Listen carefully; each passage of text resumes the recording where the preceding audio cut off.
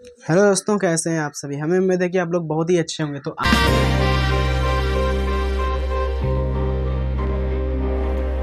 आज हम लोग क्लास 10 का प्रश्नावली 1.3 का क्वेश्चन नंबर 1 को सॉल्व करने वाले हैं। तो क्वेश्चन नंबर 1 क्या कह रहा है कि सिद्ध कीजिए कि √5 एक अपरिमेय संख्या है। मतलब वैसे भी हम लोग जानते हैं कि जो 5 होता है वो अपरिमेय संख्या होता है, लेकिन इसी को हमको प्रूफ करके दिखाना है कि जो 5 है वो क्या है, अपरिमेय संख्या। इसी को हमको करना है, प्रूफ करके दिखाना है कि जो 5 होता है वो क्या है, एक अपरिमेय संख्या है। तो हम लोग इसको कुछ देर के लिए प्रूफ करने के लिए मान लेंगे कि जो 5 है वो क्या है, एक परिमेय संख्या है। क्या है, परिमेय संख्या। वैसे ये तो है तो अपरिमेय संख्या जो हमको सिद्ध करना है, लेकिन हम लोग मान लेंगे सिद्ध करने के लिए ये क्या है, परिमेय संख्या है। तो चलो हम क्वेश्चन को सॉल्व करते हैं।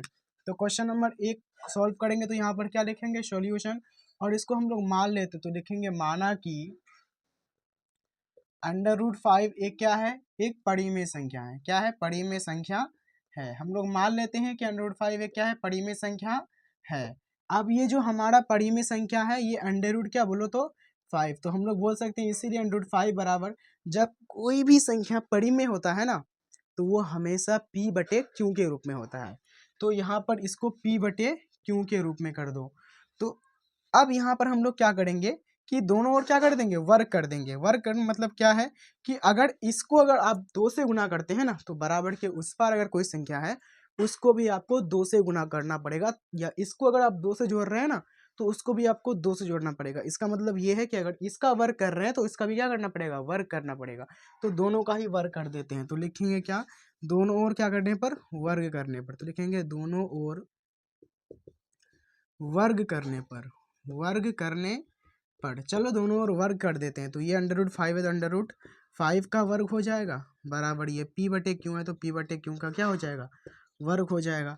अब देखो ये स्क्वायर रूट को आ गया, बचा कितना, 5 बराबर p का स्क्वायर कितना हो जाएगा, p²/q का स्क्वायर कितना हो जाएगा, q²।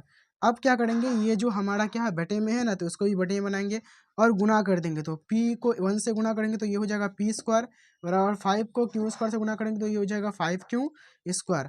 अब ये जो 5 है ना ये एक परमेय होता है। क्या होता है, एक परमेय होता है। मतलब थ्योरम होता है कि अगर मान लो कोई अभाज्य संख्या है, अभाज्य संख्या है मतलब ऐसी संख्या जो खुद से तो भाग लेगा लेकिन किसी अन्य संख्या से भाग नहीं लेगा। तो जैसे मान लो 2 है, उसके बाद 3 है, 5 है, 7 है, ठीक है, उसके बाद 11 है। तो ये सब क्या है, अभाज्य संख्या है। क्या है, अभाज्य संख्या। मतलब खुद से तो भाग लग रहा है लेकिन किसी अन्य संख्या से भाग नहीं लग रहा है। देखो ये खुद से ही भाग लेगा, 2 से ही भाग लेगा, 3 से ही भाग लेगा, 5 से, 7 से, 11 से, किसी और संख्या से भाग नहीं लगेगा। वही क्या है, अभाज्य संख्या है। कि अभाज्य संख्या अगर मान लो कोई है, अगर मान लो ये a², यहाँ पर मान लो कोई संख्या है, अगर a² को विभाजित करता है तो वो a को भी विभाजित करेगा। वैसे ही यहाँ पर हमारा क्या है, वैसा ही यहाँ पर हमारा क्या है, हमारा यहाँ पर 5 जो है ये अभाज्य संख्या है। अगर ये q² को विभाजित करेगा तो इसका मतलब ये है कि वो q को विभाजित करेगा। ठीक है, तो हम लोग यहाँ पर लिख सकते हैं क्या, चूंकि 5 q² को क्या करती है, विभाजित करती है। क्या करती है, विभाजित करती है, विभाजित करती है।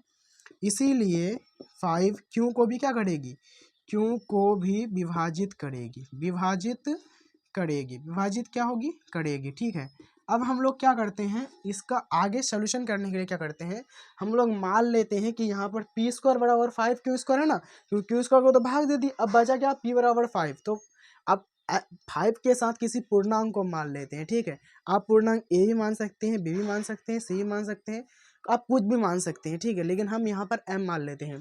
तो यहाँ पर लिखेंगे क्या, लिखेंगे माना p बराबर, देखो यहाँ पर p बराबर है, ये 5 है ना, तो 5। अब इसके साथ हम एक पूर्णांक को मान लेते हैं m, तो लिखेंगे माना p बराबर m, जहाँ m क्या है तो लिखेंगे यहाँ पर, जहाँ m एक क्या है, m एक पूर्णांक है। क्या है, m एक क्या है, पूर्णांक है। अब हम लोग चलते हैं समीकरण 1 से, समीकरण 1 से ये जो हमारा आया ना इसको मान लेते हैं हम लोग समीकरण 1। समीकरण 1 क्या है, तो समीकरण 1 है हमारा p² बराबर 5 q का क्या, स्क्वायर, 5 q का क्या, स्क्वायर। तो अब हम लोग क्या करते हैं, इसका मान जो रखते हैं समीकरण 1 में रख देते हैं पी का, तो पी का मान कितना है 5m है, और 5m का स्क्वायर है, तो यहाँ पर हमको क्या करना पड़ेगा, यहाँ पर हमको 5m का स्क्वायर करना पड़ेगा, मतलब पी का स्क्वायर है तो 5m का स्क्वायर हो जाएगा बराबर 5q स्क्वायर, तो 5q स्क्वायर। अब 5 का स्क्वायर होता है कितना 25, m का स्क्वायर होता है m स्क्वायर, बराबर ये कितना है इधर 5q स्क्वायर, बराबर के इस पर उस पर अगर कोई भी संख्या रहे तो उसमें भाग का रिलेशन होता है, ठीक है। तो ये हो जाएगा 5 एकम 5, 5 5 कितना हो जाएगा 25, तो अब ये हो जाएगा 5m का स्क्वायर बराबर 5q स्क्वायर, ठीक है। देखो एक बार जो 5 जो है वो q स्क्वायर तो भाग लगा दिया, और एक बार क्या करेगा बताओ तो p स्क्वायर को भाग करेगा, मतलब तो इसलिए हम लोग लिख सकते हैं चूंकि 5p स्क्वायर को विभाजित करती है, 5 स्क्वायर p स्क्वायर क्या करती है बताओ तो विभाजित करती है, इसीलिए 5 जो है वो p को भी क्या करेगी, p को भी विभाजित करेगी, p को भी क्या करेगी विभाजित करेगी, p को भी क्या करेगी विभाजित करेगी। तो यहाँ से हमको ये पता चला कि फाइनली 5 जो है वो दो संख्याओं को विभाजित करता है, एक p को करता है दूसरा q को करता है। तो हम लोग यहाँ पर लिख सकते हैं, क्या लिख सकते हैं, चूंकि 5 जो है 5 p तथा q दोनों को क्या करती है, दोनों को विभाजित करती है, दोनों को क्या करती है विभाजित करती है।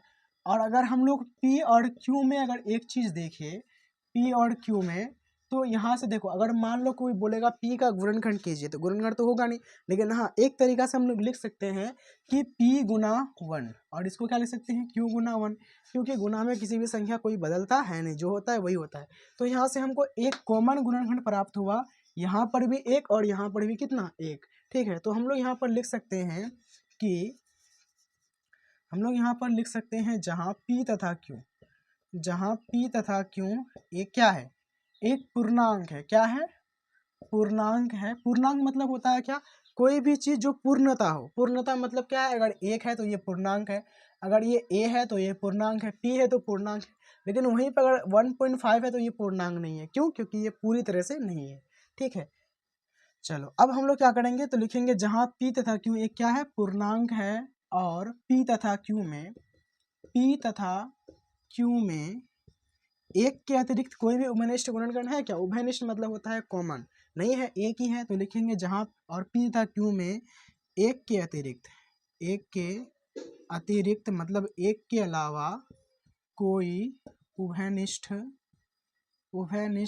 गुणनखंड नहीं है, गुणनखंड नहीं है। जब नहीं है तो जो हम लोग पहले माने थे कि माना कि √5 एक अपरिमेय संख्या है, ये हमारा कथन क्या हो गया, गलत हो गया। तो हम लोग यहाँ पर लिख सकते हैं अतः हमारी मान्यता क्या हुई, हमारी मान्यता गलत हुई, अतः हमारी मान्यता क्या हुई, गलत हुई। क्या गलत हुई कि √5 एक क्या है, हमने क्या माना था परिमेय माना था, तो वही गलत हो गया। तो हमारी मान्यता गलत हुई कि √5 एक क्या है परिमेय संख्या है, क्या है परिमेय संख्या है, जबकि ये क्या है, जबकि ये एक अपरिमेय संख्या है, तो जबकि यह एक अपरिमेय संख्या है, अपरिमेय संख्या है। यही सिद्धि करने बोल रहा था, तो हम लोग सिद्ध कर दिए, प्रूव्ड हो गया, ठीक है। तो अगर ये जो हमारा क्वेश्चन नंबर 1 था प्रश्नावली 1.3, तो अगर आपको वीडियो अच्छा लगा तो वीडियो को क्या क्या करना है आपको पता ही है, लाइक करना है सबसे पहले, उसके बाद कमेंट कर देना, और अगर आप हमारे चैनल पर नया हैं तो प्लीज़ चैनल को सब्सक्राइब जरूर कर दें। मिलते हैं किसी नेक्स्ट वीडियो में, क्वेश्चन नंबर 2 को लिखते हैं, तब तक के लिए जय हिंद जय भारत।